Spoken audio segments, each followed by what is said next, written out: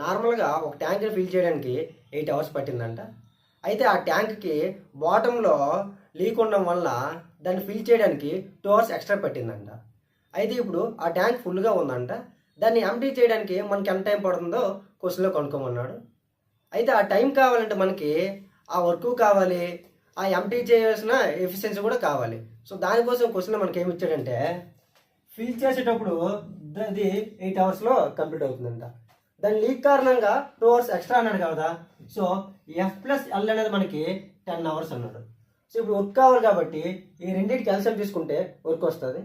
8కి 10కి ఎల్సిఎం మనకి 40 అవుతుంది. 8 అనేది 40లో 5 టైమ్స్ కాబట్టి F ఎఫిషియన్సీ అనేది 5 అవుతుంది. ఇప్పుడు 10 అనేది 40లో 4 టైమ్స్ పోతుంది కాబట్టి F+L ఎఫిషియన్సీ అనేది మనకి 4 అవుతుంది.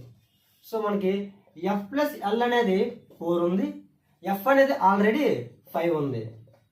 So L =-1. ఈ మైనస్ అనేది మనకి ఆ లీకేజ్ని ఇండికేట్ చేస్తుంది.